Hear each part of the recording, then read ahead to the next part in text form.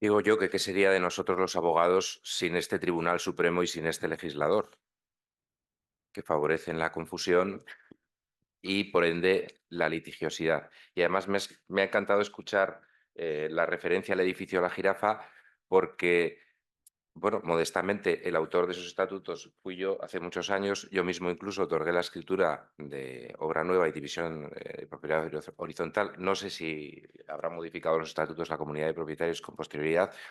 Y lo que sí puedo decir para tranquilidad de todos es que pese a la resolución del Tribunal Supremo que dice que ahí no se puede ejercer esa actividad, el propietario perjudicado por la sentencia sigue ejerciéndola tranquilamente. Bueno, eso ya es otra cuestión que, que viene a ser aquello tan español de diga usted lo que quiera a los tribunales, que ya haré yo lo que me dé la gana.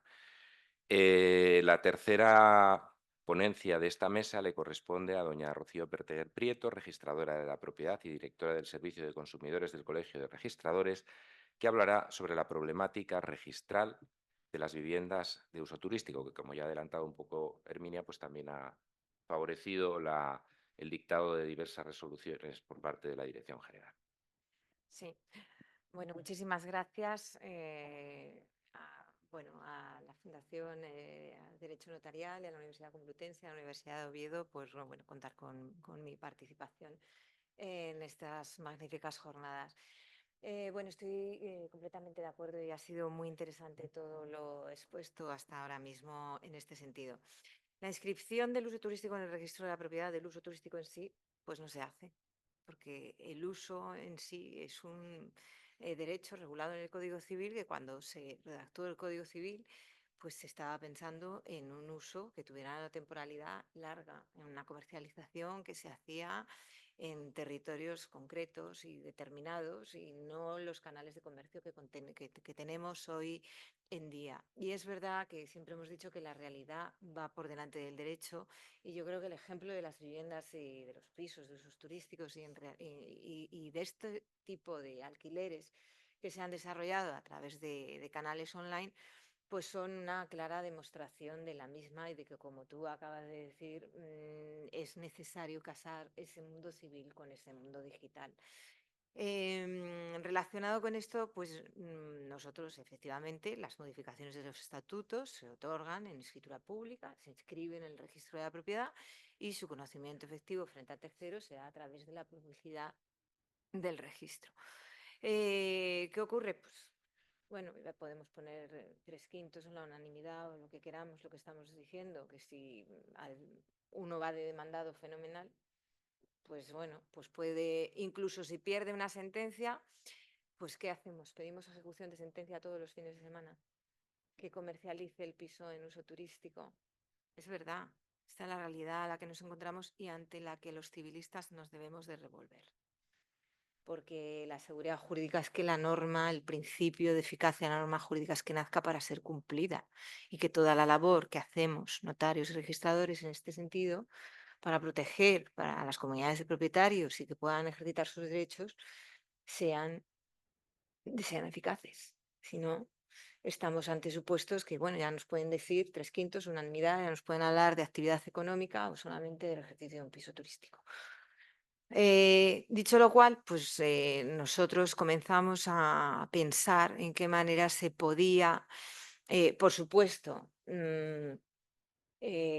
conforme a toda la jurisprudencia, las modificaciones del Real Decreto de Medidas Urgentes en materia de vivienda, la regulación de la LAU, las recientes sentencias del Tribunal Supremo en unificación de doctrina, también de las audiencias nacionales y previamente, como se ha comentado aquí, de las calificaciones de los registradores que se negaban en algunos casos por las diferentes interpretaciones que había también en el propio cuerpo en cuanto a lo que era limitar o condicionar.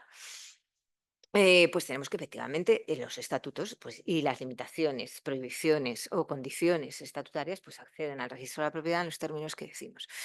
Y el tema era cómo hacer constar el destino a uso turístico también de una vivienda.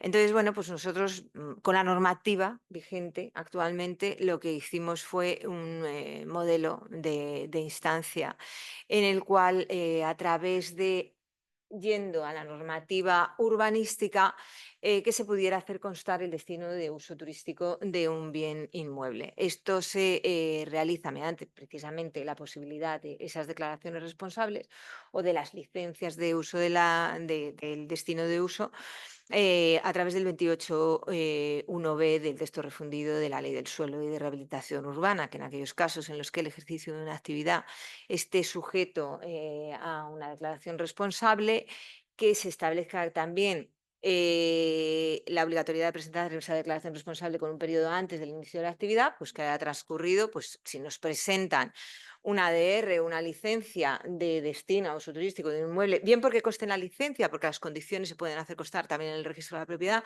o bien por la declaración responsable de destino de ejercicio de actividad, si ha transcurrido, como dice también el artículo 65 del texto refundido también de la ley del suelo, no existen circunstancias obstativas en el registro para ello, pues se puede hacer constar por nota marginal, conforme al 9 también de la ley hipotecaria, la situación administrativa, medioambiental, urbanística de una finca, ese destino de uso turístico. Y ahora bien, aquí tenemos, con todas las modificaciones que tenemos y demás, cuando se dice que las modificaciones estatutarias no tienen efecto retroactivo. Lo dice la Ley de Arrendamientos Urbanos, efectivamente. Claro, pero aquí jugamos también con un tema que es el prior tempore. Si no han accedido esas modificaciones estatutarias al registro de la propiedad, por la cuestión que sea, y yo he hecho constar mi destino a uso turístico de una vivienda antes de que acceda a modificación estatutaria, me afecta. Yo entiendo que civilmente, si yo era parte de ese acuerdo, sí, ¿no? Pero ¿tendré que ejercitar una acción civil la comunidad de propietarios para enervar mi previa inscripción? ¿O tendría que darse de baja la nota marginal? Esto no se ha planteado todavía. Existen estas notas marginales en Canarias, hay muchísimas, y en algunas comunidades autónomas de presión turística de suelo. ¿Tendría que darse de baja por la inscripción previa a la nota marginal? ¿Por la inscripción posterior? No, en principio. Si era parte el solicitante, sí. O no, y al posterior adquirente sí, si se transmite la vivienda. Claro, conjugamos, sí, conjugamos aquí una serie de principios de la prioridad registral respecto de la irretroactividad de la norma, pero esto es lo mismo, o sea, porque si no se inscribieron en los estatutos, que también dice la norma que para que tengan eficacia frente a terceros, tiene que ser objeto de inscripción. Claro, si yo soy un propietario que sé que se va a adoptar ese acuerdo y transmito mi vivienda y la he hecho constar el uso turístico, ese tercero que adquiere antes de la inscripción y que no ha sido... ¿Está protegido? ¿Puede oponerse a la modificación? Claro, quiero decir, toda esta controversia puede llegarse a dar. De ahí la importancia también de la inscripción de los estatutos. Y por otro lado, esto se puede complicar muchísimo más si en legislaciones, como decíamos antes, Asturias o Baleares, por lobbies de viviendas turísticas, en algunas ocasiones, principalmente para evitar las prohibiciones estatutarias, acuden al mecanismo de la autorización. La autorización de la comunidad de propietarios. Entonces, ¿qué seguridad jurídica es que una comunidad de propietarios otorgue unos estatutos, inscriba unos estatutos y luego se permita que pueda dar una autorización? Porque queremos agilizar administrativamente algo que, según unas legislaciones autonómicas, para el ejercicio de la actividad requieren certificación del registro de que no hay limitación o prohibición estatutaria. Perfecto. Utilizamos el mecanismo previsto para que nuestro trabajo surta efectos en la sociedad. Tenemos otras legislaciones que dicen, no, traigan una autorización de la comunidad de propietarios. Claro, entonces podemos tener incluso el caso de una prohibición general para toda la comunidad de propietarios y una autorización particular certificada todavía no sabemos cómo ante la administración, que en algunas ocasiones las meras presunciones le valen, por un administrador de fincas, de que se ha dado esa autorización. Hablamos de un sector económico que mueve mucho dinero y que dentro de las zonas sectoriales tiene muchas personas implicadas. Quiero decir, la seguridad jurídica de este tipo de cosas no se puede dejar al arbitrio de luego una autorización. Quiero decir, y además es que es contrario, es que no tiene sentido. Oiga usted, esto en los estatutos o se prohíbe o se limita o se restringe, o no se prohíbe, ni se limita, ni se restringe. O se restringe un poco y no se prohíbe del todo, o se da, como hay casos en Cataluña, por ejemplo, que existían, que se permitía una cuota respecto al edificio por normativa urbanística. Efectivamente, y el que antes agotara la cuota, porque lo pusiera lo hiciera, pues era el que había llegado primero a hacerlo dentro de la comunidad de propietarios. O le voy a restringir a este porque es una persona jurídica y ya tengo, como hay una psicosis con los fondos, y tengo media vivienda compartida o medio edificio compartido con un fondo. Es decir, la seguridad jurídica es muy importante y entonces este tipo de modificaciones, si ya nos podía parecer la modificación que había de la LAU por el Real Decreto de Medidas Urgentes en materia de vivienda interpretable, pues hombre, que luego ya pongas otro artículo que digas, no, bueno, pero además, mire usted, para el ejercicio de la actividad que se está pretendiendo hacer esa modificación ahora mismo a nivel nacional, dices, autorización. Pues yo, a mí me van a perdonar, pero es que no entiendo nada, pero es que vamos más allá. Y además nos viene a decir, y en aquellos casos en los que se prohíba, si tú tienes el cumplimiento de todas las condiciones administrativas y demás, sí puedes seguirlo ejerciendo. Es que venimos a aclarar. ¿Por qué se hace esa aclaración? ¿Por qué se hace esa aclaración? Mi pregunta es, para que esas modificaciones estatutarias que nosotros hemos hecho, si acceden al registro y accede antes una persona que sí cumpla con los requisitos administrativos, prevalezcan los administrativos sobre los requisitos civiles? ¿Está hecho para eso? ¿En una legislación civil? ¿En una ley de propiedad horizontal? La vida, ¿Eh? la vida. La vida es muy curiosa, pero, pero efectivamente yo creo que esas modificaciones ahora mismo que se están tratando en sede parlamentaria no tienen mucho sentido. No tienen mucho sentido más que no dan ninguna luz y dan mucha oscuridad. Por otro lado, que para el requisito administrativo, lo que estamos diciendo, exijan determinadas cosas. Pues no sé, administrativamente yo veo que requerir administrativamente un permiso de la comunidad de propietarios me parece que es una norma autonómica que bajo el requerimiento administrativo es ley de propiedad horizontal, aunque exista en Baleares y aunque se acabe de aprobar en Asturias. Pero a mí me parece que los legisladores autonómicos y nacionales, si quieren poner un poquito de orden en la vivienda en general, porque la vivienda es una balanza. Es una balanza como la de la justicia, exactamente igual, en la que la propiedad y el alquiler se balancean. Y cuando aparecen nuevas formas de alquiler, alquileres turísticos, alquileres de temporada, y cuando se interfiere el mercado de alquiler también, grandes tenedores, no grandes tenedores, diferentes formas de desahucio, y se hace además una conjugación también en las ejecuciones hipotecarias, con paralizaciones, en cuanto a los modos de adquisición de la propiedad. Esta balanza pasa una cosa curiosa. Ahora mismo no hace esto en la imposibilidad del acceso, tanto en alquiler de larga como en propiedad. Que ese alquiler de larga y esa propiedad venían haciendo un movimiento diferente.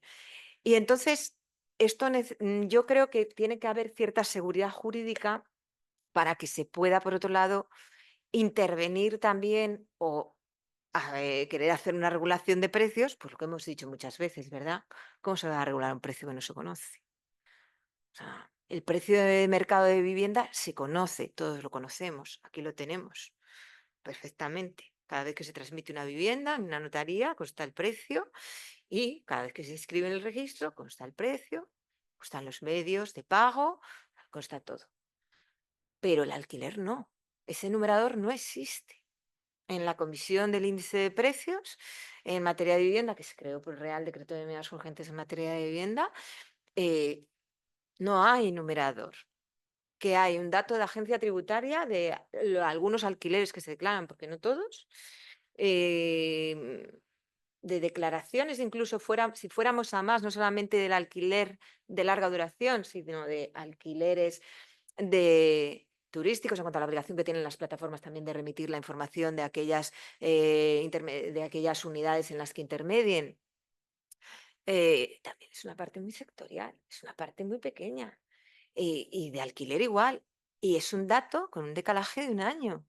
Pero si hoy en día, ¿de qué nos sirven los datos con un decalaje de un año? Absolutamente nada. Si lo hemos visto, hemos tenido el volcán de La Palma, la Filomena, incendios que abarcan prácticamente la ciudad entera de Madrid, si superponemos el plano respecto de los mismos. La Dana ahora mismo, con una afectación, el último índice que teníamos nosotros, de más de 150.000 fincas, de las cuales 35.000 tenían una construcción y de las cuales se podían disgregar además en suelo residencial, en suelo agrícola y en suelo industrial. Mm, ¿Cómo se puede hacer una política si no se tienen esos datos? ¿Y cómo se puede hacer si no se tienen esos datos? Porque hay gente que opera al margen de la legalidad a través de otros canales que no tienen una conexión con la vía civil ni con la administrativa. Vamos a ver. Y con la administrativa, cuando la tienen parcial y un año después, a través del único mecanismo que es como el ojo que todo lo ve, que es agencia tributaria. Mm, Pues yo creo que nosotros no podemos vivir al margen de esto. Y luego además tenemos una distinción prácticamente diabólica, como decía también Humberto, de ante qué tipo de alquiler nos hallamos. Derivado, por un lado, no solamente de la fijación temporal de las comunidades autónomas en el caso de las viviendas turísticas, sino que es una cosa curiosa. Es que a través de esa regulación, la hagan o no la hagan, las comunidades autónomas pueden determinar cuándo una vivienda está sujeta en su uso a competencia nacional o a competencia autonómica. Es que es una locura. O sea, yo, legislador autonómico, digo, voy a ver qué plazo pongo. Pues mira tú, voy a regular el turismo de la Dolce Vita.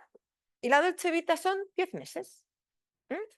10 meses. Y entonces cojo y regulo el alquiler de temporada. O sea, ni más ni menos. Que es de la LAU. Y lo regulo yo, porque pongo una duración. Y entonces estoy completamente de acuerdo. La finalidad tiene que ser, la finalidad de la calificación de un alquiler tiene que ser causal. Satisfacción de necesidad de vivienda permanente, larga. Si no es temporada. Y ahora decimos, ¿y el turístico? Pues el turístico, la finalidad deberá de ser turística. Muy difícil de probar eso. También, ¿por qué? Porque el turístico no está restringido en su comercialización a eso. Tú alquilas un apartamento turístico y tú no le dices al señor si vas a ir a la playa o te vas a ir a Navarra a un tratamiento médico o te vas a ir a Santiago de Compostela a la universidad a hacer un máster. Si es de estudios o si te vas o si yo me quedo aquí el fin de semana por turismo o porque he venido aquí a esta estupenda casa por trabajo. No, no pongo, la finalidad puede ser diferente en un mismo alquiler dentro de una misma contratación. Entonces, ¿cómo se determina eso? Si yo a lo mejor no tengo que expresar la causa cuando hago esa contratación con mi arrendador. Bueno, parece que eso es lo que va sonando, ¿no? Últimamente que van diciendo que a lo mejor esa causa es la que se va a examinar y demás. Pero quiero decir, el tema es muy complejo y se debe de arrojar luz y desde luego no se puede dejar al arbitrio de una comunidad autónoma el determinar si algo como es la vivienda está sujeta a una legislación nacional o a una legislación autonómica. En una comunidad autónoma lo que decimos es que si es de más de 2 meses, pues si es de menos de 2 meses es turístico y si es más será de temporada, y le aplico aquí un régimen y aquí otro, y sobre todo cuando estamos teniendo una fuga del alquiler de larga al alquiler de temporada, encubriendo de facto contratos de larga para evitar el régimen de desahucios previsto y las paralizaciones en la ley por el derecho a la vivienda, porque eso también está pasando y por eso se está queriendo regular. Y además hacemos una regulación en la que ponemos la ley por el derecho a la vivienda, las certificaciones de gran tenedor que están funcionando. Pues claro que funcionan, sí, pero también desincentivan la inscripción, porque para un gran tenedor, evidentemente, pues hombre, el que tiene 50, el que tiene tal, el que se dedica a eso, pues sí los va a tener inscritos, pero hombre, el que anda ya ahí en una zona de depresión y la diferencia va a andar en tener 4 o en tener 6, pues ya te digo yo que 2 no las va a inscribir. O sea, porque para que dentro de su procedimiento vaya por otra vía. Entonces, no podemos, todo esto se tiene que regular de una forma unísona. Unísona a nivel administrativo, unísona a nivel nacional, unísona a nivel local. E incluso, y también autonómico. Y cuando digo también a nivel local, hablábamos antes, el tema de las declaraciones responsables y los mal llamados, y lo digo aquí, los registros administrativos. O sea, un registro administrativo, en el caso de las DRs, no es un registro que se crea para algo, es un mecanismo que se crea para dar cabida a las DRs. Yo les voy a dar un número porque tengo que hacer una supervisión posterior respecto a la misma y porque es un mecanismo ágil de concesión de una licencia de actividad. ADR es una licencia de actividad, de hecho, hasta tal, quiero decir, en Madrid levantas un edificio por DR, un edificio, en pleno Madrid, por políticas de agilización. Quiero decir, hay registro de eficiencia energética, hay registro de accesibilidad, todos van por DR, pero realmente no estás registrando nada, estás estableciendo mecanismos de concesión de permisos de actividad de una forma ágil. Entonces, quiero decir, son requisitos administrativos que en algunos casos conllevan comprobaciones aleatorias o en algunos casos conllevan a que esto va a explotar, no se dan más licencias de actividad o que además regula también el ayuntamiento y dice, mis licencias, que le voy a poner un número y tenemos que se da el número en Barcelona, tenemos que se da el número en Madrid, tenemos que Málaga está legislando para dar un número, tenemos que Toledo está legislando para dar número. Mire usted, o sea, aquí el legislador nacional tendrá que establecer una regulación coherente de todo esto, yo creo.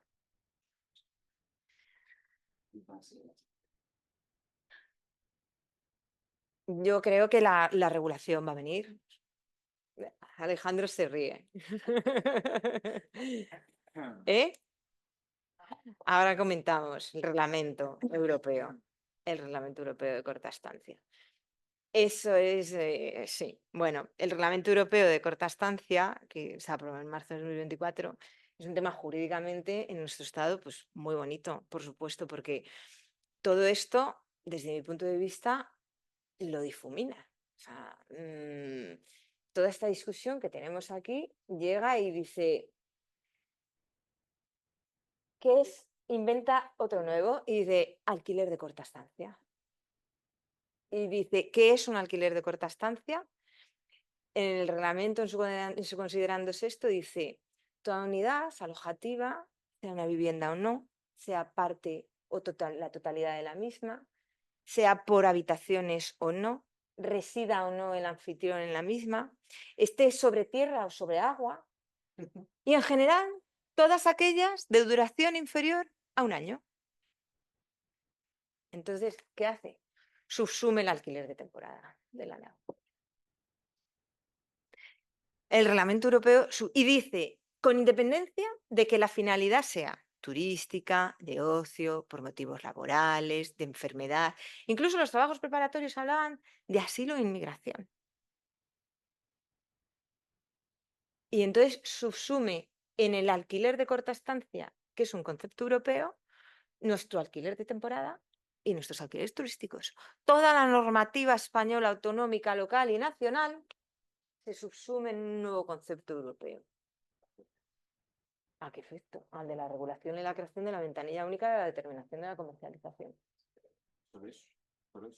No se transpone, es un No se reglamento. transpone, bueno, Por el- eso, el por eso. real- Bueno, el- creo que tengo que intervenir yo, porque se está generando aquí un conflicto entre la mesa. Yo no sé si das por terminada tu Doy intervención. por terminada. Vale, pues entonces el aplauso. Y ahora, bueno, Herminia me dijo que quería intervenir y bueno, y las demás personas que quieran intervenir, pues yo- fenomenal. Son tantas cosas las que tendría que decir que se me... A ver, primero, acabo de decir que el legislador es dudoso en todo este tema, pero sorprendentemente hay una cuestión que a mí me parece que el legislador ha sido súper claro. Es en que los acuerdos que se adopten conforme a tal, ahora acuerdos prohibitivos, porque eso admite la prohibición, constituyan o no modificación del título constitutivo, claramente dice no tienen efecto retroactivo. Es que lo dice la norma, dice estos acuerdos no tendrán efectos retroactivos. En este caso es muy claro. Y las dudas, yo no sé por qué la gente empieza a plantearse que sí que es verdad que el Tribunal Supremo a lo mejor perdió la ocasión ahora en estas sentencias, si no me dio tiempo, a pronunciarse sobre el tema de la retroactividad, porque sí que es verdad que los propietarios pedían la nulidad de los acuerdos y en caso de que se declararan válido, que no les afectara a ellos. Bueno, ni en primera ni en segunda instancia les contestaron y luego sí que es verdad que en el recurso de casación pues no se le planteó al Supremo, pero en cualquier caso podía haber aprovechado. Entonces, para mí la duda simplemente es desde qué momento, es decir, ¿hace falta que ya tengas la licencia y que ya estés desarrollando la actividad para que no te afecte o simplemente basta con que hayas iniciado los trámites? Que para mí la discusión podría ser esa. Otra no es, y como no hay doctrina Sí, del pero, Tribunal Supremo, pero pues habría que ir a, yo ya se lo decía antes a José Antonio, que habría que ir a la doctrina que sentó el Tribunal Superior de Justicia, la Sala Civil y Penal de Cataluña, que iniciados los trámites no produce efecto retroactivo. El tema de la inscripción, a ver, yo ahí pienso que no tiene mucho sentido pensar que porque entre la adopción del acuerdo y la inscripción haya un periodo, no se vaya, es decir, yo creo que lo dice claramente, los acuerdos adoptados conforme a eso no tienen eficacia retroactiva. Distinto, por eso os decía que en el caso de que se trate de interpretación de acuerdos ya que estén ahí ya, yo creo que esos sí, que eran acuerdos aprobados por unanimidad y esos sí que afectan a los propietarios que estaban llevando a cabo la actividad. Es decir, son acuerdos que sí que les van a afectar. Pero es que para estos, que son los acuerdos de modificación del título después del Real Decreto, es que lo dice el 1712. Entonces, pocas cosas dice tan claras como esta. Los acuerdos, estos acuerdos no tendrán efectos retroactivos. Para mí ahí, ya te digo, en pocas ocasiones es tan claro. Entonces, no hay Pero duda. sí, no, pero si la duda es en cuanto al tiempo de inscripción, que es lo que estamos comentando, porque por ejemplo en Canarias, que hay una ley ahora que se está modificando, la ley de vivienda, eso ha provocado un efecto llamada a que y además, yo no entiendo que no cierran ahí, la gente está presentando 100 declaraciones responsables de uso turístico diarias para coger, y eso es Sí, para no, coger no. turno, eso es para coger turno directamente. Entonces, el tema es lo que decimos, cómo casamos los turnos administrativos con los civiles, con la ley, con la prioridad registral. Yo es lo que digo, que creo que hace falta una mayor claridad y creo que hace falta una mayor coherencia legislativa a niveles autonómicos, aunque la presión de suelo no sea la misma, pero Sí. yo creo que hace falta Totalmente de acuerdo. claro, Totalmente de acuerdo. porque eso está pasando. Y entonces, civilmente puedes decir, no, yo, mire, ya he ejercido la Claro. licencia de actividad y es más, con la licencia de actividad que me sacó, además lo hago constar por nota marginal, el destino a uso turístico en el registro. Y evidentemente que y puede haber sido parte de la prohibición. Sí, yo Puede haber entiendo sido que parte. Y civilmente, probablemente si mi comunidad me demanda, a lo mejor lo podrían ganar, pero para empezar yo tengo una certificación que me acredita como mejor derecho.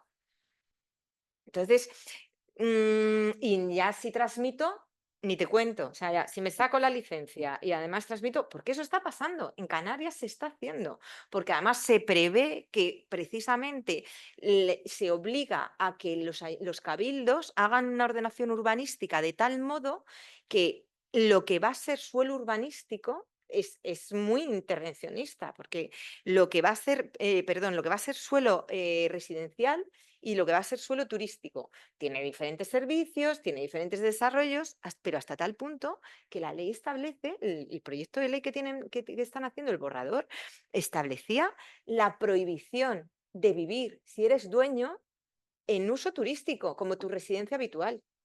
O sea, esa vivienda está destinada para una actividad mercantil concreta, que es la turística.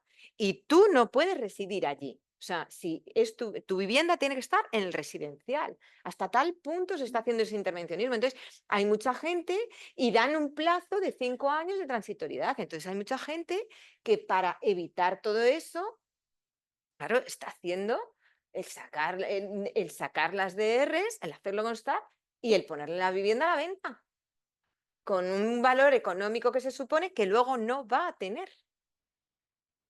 Claro.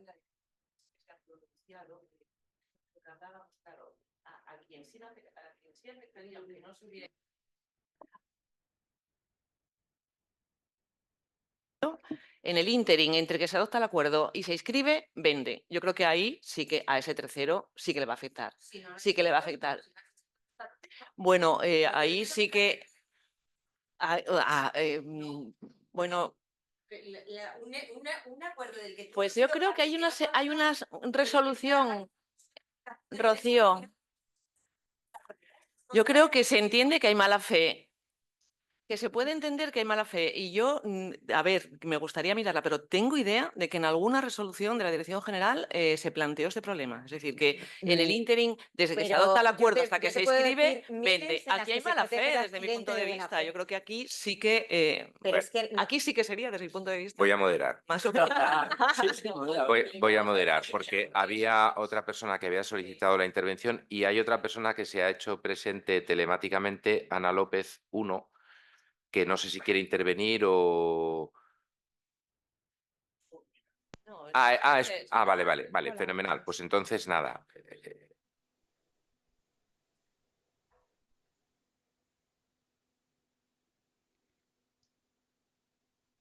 Sí, buenos días. No sé si damos paso a la comunicación. No, aún no, ¿no? Ana. Están Vale, todavía dentro de un ratito. quédate. Hola. Gracias. Se oye, ¿no? Bueno, en primer lugar, fenomenal. Yo creo que es un tema que trato habitualmente y esta mesa ha sido muy, muy buena. Para mí, de las mejores en las que he podido asistir. Y tengo alguna pregunta, ya que ayer no estuve durante el día y fui un poco ausente para que no quede aquí, que he venido aquí solo a explicar lo mío, mi libro e irme, pues quiero también participar un poco y dar un poco de juego al debate, ¿no? Tengo preguntas para cada uno de vosotros, ¿no? En primer lugar, Herminia, el Supremo no se ha pronunciado sobre la eficacia del acuerdo.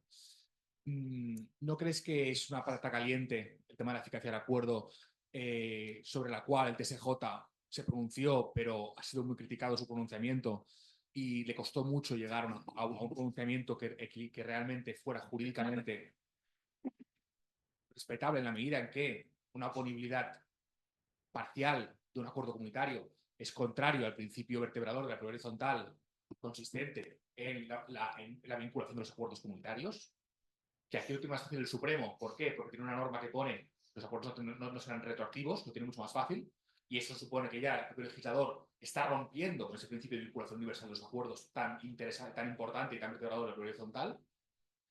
Pero ¿realmente es correcto haber puesto no tener efectos retroactivos, romper con ese principio y hacer propietarios de primera y de segunda? Es decir, que vaya más rápido puede ejercer actividad que no. ¿Qué sentido tiene eso? ¿Realmente nos hemos de cargar el sistema horizontal para eso? ¿O no hubiera sido más interesante no hacer esa coletilla y no decir nada? Y realmente nuestra propia ley horizontal ya es suficientemente sabia como para resolver en qué casos debe ser anulado o no ese acuerdo. porque que tenga con el quórum de 3/5 partes sea suficiente para ser válido, no significa que no sea anulable si perjudica gravemente a un propietario. El propio sistema ya depura. Ya depura el propio sistema. Entonces, ¿hasta qué punto el TSJ se extralimitó? Y, ojo, cuidado, no tendría que haberse creado un sistema de propietarios distintos, que ahora qué pasa, que ahora unos pueden hacerlo, pero cuando vendan no podrán hacerlo. ¿Qué sentido tiene esto? Esto crea más inseguridad jurídica. ¿No sería más razonable que, oiga, si se quiere prohibir la actividad turística en un momento en el cual hay propietarios que realizan la actividad, se tiene que anular ese acuerdo porque crea un perjuicio? Pero es un tema ya de en cada momento si es anulable o no. Entonces, eso no, realmente, esa normativa o ese criterio del Supremo, ¿en qué línea tiene que ir? Esto por un lado, Vale, vale. Sigo con Humberto, ya que estoy, aprovecho. Humberto, ¿qué opinas sobre hasta qué punto en esta materia de horizontal, hasta qué punto, desde tu punto de vista como administrativista, un juez de lo civil tiene que entrar a resolver y en qué manera por ejemplo, una acción de cesación que realiza la comunidad porque la actividad no se ha realizado conforme a la habilitación administrativa, porque no se ha pedido la habilitación administrativa? Entonces, el juez de lo civil, para declarar realmente y dictaminar si realmente la acción de cesación tiene que prosperar, tiene que examinar la legalidad administrativa. Cuidado, a veces es un juez de lo civil que curiosamente yo me he encontrado que te dicen, pero oiga, pero usted realmente ha ido a la administración y tiene un expediente sancionador o tiene un expediente que acredite la ilegalidad. Yo, perdón. Sí, si usted no tiene en la vía administrativa una resolución firme que diga que esa actividad es ilegal, no me corresponde a mí acreditar la ilegalidad porque es un tema administrativo. Yo, perdón, no creo que sea así. O me he encontrado que me digan, no, oiga, usted, es que realmente usted tiene la denuncia hecha, pero el propietario ha recurrido. Y como la resolución no es firme, en vía administrativa no es firme, yo no puedo entender que se ha incumplido, que se está realizando la actividad ilegalmente conforme a la normativa administrativa, porque no hay ninguna resolución administrativa firme y, por tanto, vuelva usted cuando tengamos resolución firme administrativa. Yo no estoy muy de acuerdo en eso. No sé qué opinión tendrás tú como administrativista, hasta qué punto, oiga, el juez de lo civil tiene que examinar la legalidad administrativa y, por tanto, sin perjuicio de que en el contencioso se esté dilucidando sobre realmente un contencioso sobre el sancionador o no de esa ilegalidad. Y tercero, perdón, y Rocío, me interesa mucho saber cuándo se va a aprobar este interesante decreto ley sobre la ventanilla única. Y sobre todo me interesa ver un poco ese control de legalidad que va a hacer el registrador tan innovador, hasta dónde va a llegar. Si va a quedar en la vía de los estatutos y en la vía civil, o va a ir también la vía administrativa a examinar la legalidad administrativa también y todas las normativas autonómicas, hasta qué punto la concesión incluso de esa licencia o de ese tipo de responsable está bien hecha o no, y hasta dónde va a entrar el registrador. Y ya está, con eso termino. Pues nada, prior tempore potior iure. Estamos por Herminia. Vuelvo a no coincidir contigo en absoluto. A mí me parece que, a ver, es un principio, una regla general, en principio, la irretroactividad. Es decir, a mí lo que me parecería que iría en contra de todo, es decir, tú date cuenta, un señor que tiene todas las licencias, que ha pedido que en el momento en que puso la vivienda como vivienda turística para uso turístico, no había ninguna prohibición en la comunidad, pidió todas las licencias, llevó a cabo todos los trámites y llevó a cabo la actividad. Bueno, luego se aprueba una ley que efectivamente permite eso y que dice que es irretroactiva. Yo, desde luego, me parece que es lo lógico, es decir, que a quien estaba desarrollando la actividad en este momento la siga manteniendo durante el tiempo que le corresponde y durante el tiempo que tenga concedida la licencia. A partir de entonces ya no, lo mismo que el tema de los gastos que se pueden incrementar.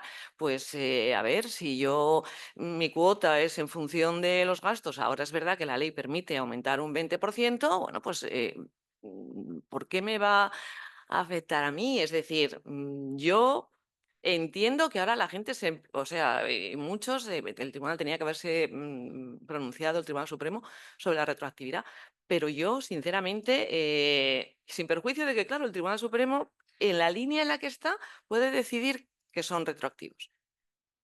Y claro, y puede quedarse tan ancho. Y eso sería una interpretación absolutamente contra Legen, porque es que más claro no puedo decir, los acuerdos son irretroactivos. El Tribunal Supremo no puede decir ahora, no puede. Y luego el Tribunal Superior de Justicia de Cataluña, yo entiendo, en el momento, además, bueno, fue una de las lecciones que llevé para mi cátedra y analicé bastante esa sentencia. A mí, doña Ofelia se llamaba la señora, la recurrente. Yo creo que ella tenía todo el derecho, había iniciado la actividad mucho antes. Bueno, lo que pasa es que se ha demonizado tanto el tema de las viviendas de uso turístico que yo tengo que... a ver, las viviendas de uso turístico, hay viviendas de uso turístico y viviendas de uso turístico. Y inquilinos de uso turístico e inquilinos de vivienda de uso turístico. Es decir, desde mi punto de vista, desde el minuto cero, y eso ya lo hablé ayer con Humberto, en el 2013, desde mi punto de vista, el legislador no tenía ningún motivo, porque no había el boom de ahora, podría haberlo tenido en el 2024, pero en el 2013 ningún motivo para expulsar ese tipo de arrendamientos de la ALAU. Ninguno, salvo la presión que le generaba el sector hotelero. ¿Por qué? Porque, claro, eran viviendas que estaban empezando a despegar mucho y seguían al amparo de una normativa como era la civil de la ALAU, pues totalmente light, en el sentido de que eran los arrendador y arrendatario, prevalecía la autonomía de voluntad, que querían llevarla a la normativa autonómica del sector turístico, donde ya te van a exigir a ti, si quieres que sea turística, y ya te voy a decir yo qué hace falta. Y lo consiguieron. Y desde entonces para acá ha sido ya te digo, una demonización tremenda hacia los propietarios que quieren dedicar la vivienda al uso turístico. Y además, insisto, no digo que haya muchas comunidades de propietarios y que haya muchos sitios concretos y que haya muchas ciudades que tengan toda la razón para quejarse del exceso de pisos turísticos. Pero eso no nos puede llevar a una demonización general de las viviendas de uso turístico, que yo creo que es una modalidad de alojamiento que nació y que nace y que tiene una función y que tiene que encontrar un sitio en el mercado. Un sitio en el mercado, ¿por qué? Y además los ocupantes se parte de la base de que son todos grupos de gamberros que van a emborracharse los fines de semana. Los habrá sitios donde sí. Pero también hay muchas familias que cuando tienen que desplazarse a una ciudad, pues si tienen que ir a un hotel se dejan los 1.000 euros. ¿Qué hacen? Cogen una vivienda a través de Airbnb y se quedan tan contentos. Bueno, yo tampoco quiero, pero esa es mi opinión. Hay que buscar el equilibrio. Creo que se ha demonizado en exceso. Sin perjuicio, insisto, de que yo también entiendo a las comunidades de determinados sitios y en determinadas ciudades, no en general. Esa es mi opinión. Muy bien, pues con razonable brevedad, porque nos espera un café, me parece, eh, Humberto y Rocío, para dar respuesta. Y hay otra intervención solicitada. Bueno, pues Yo cedo la palabra a quien corresponde. no, vamos por el mismo orden que se formularon las preguntas. Pues la verdad es que estoy gratamente sorprendido de la cantidad de dudas que hay en el derecho español. Ya cuando estaba escuchando a Herminia, digo, voy a intervenir, voy a esperarme el turno de debate para preguntarle, pero ya cuando he escuchado a Rocío, vamos, me han temblado las piernas, porque las alusiones que ha hecho a la normativa administrativa de un tipo y de otro han sido numerosas. Pero voy a intentar ser comedido, porque los tiempos son los que son, por designado del moderador, y porque también debo responder a nuestro querido compañero aquí presente. Entonces, voy a ser... Primero voy a responder al compañero, si me permite. A ver que me sitúe yo bien. Porque no acabo de entender su puesto. Mi limitada capacidad administrativa me impide ver un poco el panorama más allá de lo habitualmente conocido por los administrativistas. Me estás diciendo que es un juez civil. Me estás diciendo que es una comunidad propietaria. Me estás diciendo que es un propietario de una vivienda turística. Me estás diciendo que algún propietario presenta una acción de cesación de la actividad. No, me he perdido. ¿La? ¿Eso? Eso. Vale, eso es, vale. ¿Y el problema qué es? Que el juez civil dice, ¿aquí qué pasa? Presente usted una prueba de que realmente la vía administrativa hay una resolución firme que dice que es ilegal la actividad. No sé. No. La sanción se ha referido y no está firme y hay dudas. O sea que encima hay una sanción. O hay expediente, incoación de expediente. O de la hay incoación de expediente. Pero entonces, Es que... como está en curso, No, pero es que... prueba usted Cuando se ha resuelto No, eso, no, pero es que los supuestos son distintos. Es que el caso que estás planteando hay bastantes supuestos y... Claro, claro. Y entonces hay que responder de distinta manera. Pero voy a intentar hacerlo al principio un poco más genéricamente. Vamos a ver. Yo imagino que quien presenta una demanda la tiene fundamentada. Presumo. Es decir, que si alguien plantea una acción de cesación, da sus fundamentos jurídicos, ¿no? ¿Cuál es el fundamento jurídico en este caso? la administrativa establece pues, que no se puede obtener una licencia de actividad pues, porque realmente allí no se puede obtener esa actividad, porque no la ha solicitado correctamente y por tanto no se la ha otorgado y cualquier irregularidad relativa a la normativa administrativa. O sea, solamente la normativa administrativa. Exacto. Pues, Solo la normativa administrativa. O sea, que, vamos a ver, la comunidad de propietarios no tiene establecido ni ese estatuto ni por acuerdo. Vale. Vale. Entonces, hay que ver si ese propietario ha presentado la declaración responsable que le habilitaría para iniciar la actividad. ¿La ha presentado? Si la presenta, ¿La ha presentado o no? Consta que la ha presentado. No ha habido ningún tipo de comprobación administrativa ni de inspección en sentido diciendo lo contrario de lo que ha declarado. Con inspección. Sí. El título de la declaración responsable. O sea, que se ha apartado la declaración responsable. Es que no es una licencia, quiero decir, es una cuestión administrativa. Es que no es una licencia. La declaración responsable no es una autorización, ni inicia un procedimiento autorizatorio, ni tiene que esperar a que le dé licencia, autorización o permiso. La declaración responsable es, yo digo que cumplo la ley y yo me pongo a trabajar y a iniciar mi negocio. Luego ya usted inspección, compruebe o dígame, me prohíbe o mire usted no puede iniciar hasta que haga estas mejoras, estos requisitos, etcétera. Vale. Pues entonces, si ya se ha iniciado, es que es importante la fase, si ya ha habido esas actuaciones administrativas, se ha iniciado el expediente y todo eso, existe lo que se llama la presunción de validez de los actos administrativos. Con lo cual, en función de esa presunción de validez, mientras no se anulen los actos administrativos, yo, acorde a lo que dispone la administración pública en sus decisiones administrativas, hasta que el juez contencioso anulara, en su caso, ese acuerdo administrativo. Con carácter general, así principial. Y ahora una reflexión de carácter... yo cuando hablo con compañeros míos, al principio cuando era joven no me daba cuenta de nada. Sabía poco, ahora sé menos, porque cada vez me parece que las cosas son más confusas. Cuando yo hace 30 años el derecho era complicado, era difícil, pero no era tan complicado como ahora. Es que ahora me parece más complicado que antes. No sé si es una sensación subjetiva o es que estoy percibiendo la realidad de cómo es. Pero lo que voy, hay que distinguir, los juristas tenemos que distinguir, creo yo, es difícil, entre lo que nosotros queremos que sea el derecho y lo que realmente es. O sea, a veces cuando hacemos un análisis, por lo menos yo y algunos compañeros que conozco, cordobeses y no cordobeses, hacemos un análisis y sostenemos una postura, una interpretación más influida subjetivamente por el ánimo subjetivo, por lo que nosotros querríamos que fuera esa regulación, que lo que realmente se deduce de una cierta interpretación de la realidad jurídica, nos guste o no nos guste. Nos guste o no nos guste. Entonces, en esta historia, ¿cuál es el sistema de fuente del derecho aplicable? Primero, derecho comunitario. Derecho comunitario.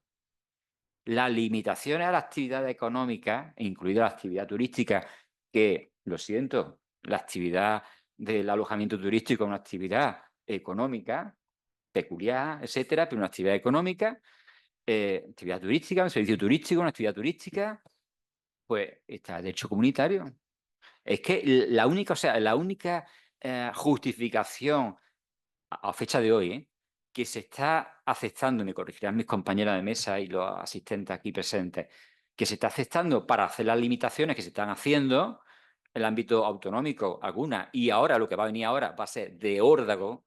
Lo que yo veo que va a venir ahora va a ser de órdago, desde el punto de vista municipal, urbanístico principalmente, es que sea una razón de imperiosa necesidad.